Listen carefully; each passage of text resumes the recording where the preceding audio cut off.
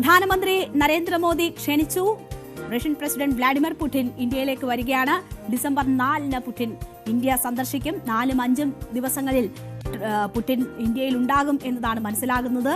Russia India ബന്ധത്തിൽ ഒരു നിർണായകമായ ചുവടുവയ്പായിരിക്കും ഈ കൂടിക്കാഴ്ച എന്ന വിലയിരുത്തലുകൾ ഉണ്ട്.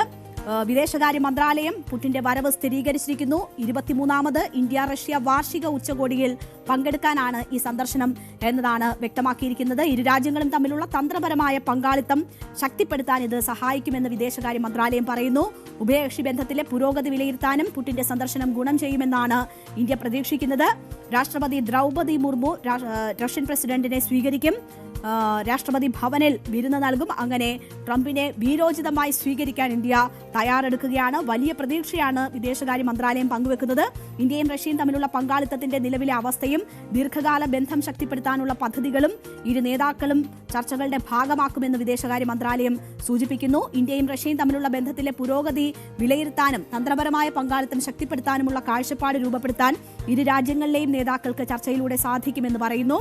കൂടാതെ പരസ്പര താൽപര്യപ്രകാരമുള്ള പ്രാദേശിക ആഗോള വിഷയങ്ങളിൽ അഭിപ്രായങ്ങൾ കൈമാറും. കൂടിക്കാഴ്ച ഇതിനൊക്കെ അവസരമൊരുക്കും എന്നതാണ് വിദേശകാര്യ മന്ത്രാലയം പ്രസ്താവനയിലൂടെ പറയുന്നത്. അപ്പോൾ എന്താണ് ഇരു രാഷ്ട്രങ്ങളുടെയും താല്പര്യങ്ങളെന്ന് നോക്കിയാൽ ആയുധ വ്യാപാരം തന്നെയാണ്.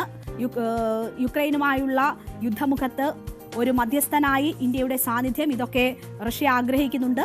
ഇന്ത്യയിലേക്ക് ആയുധങ്ങൾ കൈമാറ്റം ചെയ്യുക, അങ്ങനെയുള്ള ആയുധ വ്യാപാരം കുറച്ചുകൂടി മെച്ചപ്പെടുത്തുക എന്നത് റഷ്യയുടെ താല്പര്യമാണ്. ഉപരോധം ഭയന്ന് റഷ്യയിൽ നിന്ന് കുറഞ്ഞ വിലയ്ക്ക് എണ്ണ വാങ്ങുന്നത് നിർത്തിയ ഇന്ത്യ കുറച്ചിരുന്നു. ആ ഇന്ത്യയുടെ നടപടി ചർച്ചകളിലൂടെ പരിഹരിച്ച് അത് വ്യാപാരം വീണ്ടും പുനഃസ്ഥാപിക്കുക എന്നത് റഷ്യയുടെ ലക്ഷ്യമാണ്. ഇന്ത്യയുടെ ലക്ഷ്യങ്ങൾ എന്നാൽ റഷ്യയുമായുള്ള നയതന്ത്ര ബന്ധം ശക്തമാക്കുകയാണ്. ഒപ്പം തന്നെ അമേരിക്ക ഉയർത്തിയ താരിഫ്, അതിന്റെ ഭീഷണി നിലനിൽക്കുകയാണ്. വ്യാപാര കരാർ യാഥാർത്ഥ്യമായിട്ടില്ല. ഈ ഒക്കെ സാഹചര്യത്തിൽ റഷ്യയുമായുള്ള ബന്ധം കൂടുതൽ ശക്തിപ്പെടുത്തുക, നയതന്ത്ര ബന്ധം കൂടുതൽ ശക്തിപ്പെടുത്തുക എന്നതാണ് ഇന്ത്യയുടെ താല്പര്യം. അപ്പോൾ അവിടെ സമുദ്ര ഉൽപ്പന്നങ്ങൾക്ക് കൂടുതൽ വിപണി കണ്ടെത്തുക, പ്രതിരോധ രംഗത്തെ സഹകരണം മെച്ചപ്പെടുത്തുക, ഇതൊക്കെ പുടിന്റെ സന്ദർശനവുമായി ബന്ധപ്പെട്ട് ചർച്ച ചെയ്യാൻ ഇന്ത്യ ആഗ്രഹിക്കുന്നുണ്ട്. അങ്ങനെ റഷ്യയുമായുള്ള ബന്ധം ശക്തിപ്പെടുത്തണം. ഭീകരാക്രമണങ്ങൾക്കെതിരെ ഇന്ത്യയുടെ നിലപാടുകളെ പിന്തുണയ്ക്കുന്ന ഒരു പ്രധാനപ്പെട്ട ലോകശക്തിയാണ് റഷ്യ. അപ്പോൾ ആ തരത്തിലുമൊക്കെയുള്ള സഹകരണം മെച്ചപ്പെടുത്തുക എന്നതാണ് ഇന്ത്യ ആഗ്രഹിക്കുന്നത്.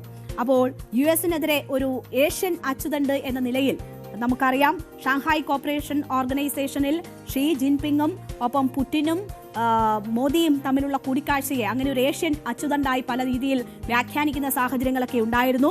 അപ്പോൾ ആ അച്ചുതണ്ടിന്റെ ഭാഗമായിട്ടുള്ള 2 രാഷ്ട്ര തലവന്മാരാണ് കാണാൻ പോകുന്നത്. അപ്പോൾ അതുമായി ബന്ധപ്പെട്ടുകൂടി വലിയ പ്രാധാന്യം ഈ കൂടിക്കാഴ്ചയ്ക്കുണ്ട്. അതുകൊണ്ട് തന്നെ ഈ കൂടിക്കാഴ്ചയെ ഉറ്റുനോക്കുന്നതാണ്.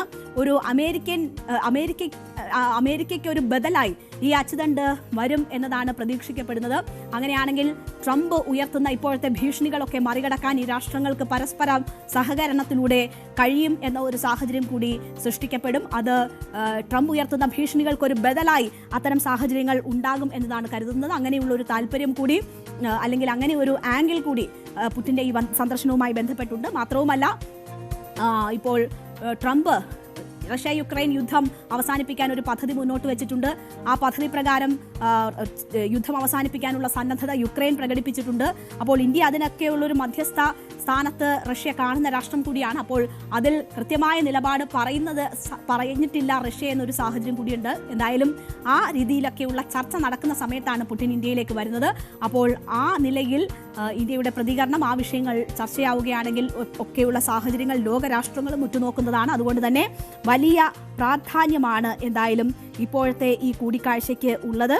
ആ രീതിയിൽ ഏതായാലും ഈ 2 ദിവസം നടക്കുന്ന ചർച്ചകളും വളരെ പ്രാധാന്യമുള്ളതാണ്. ലോക ശ്രദ്ധയിലേക്ക് തന്നെ വരുന്ന ഒരു കൂടിക്കാഴ്ചയ്ക്കാണ് കളമൊരുങ്ങുന്നത്.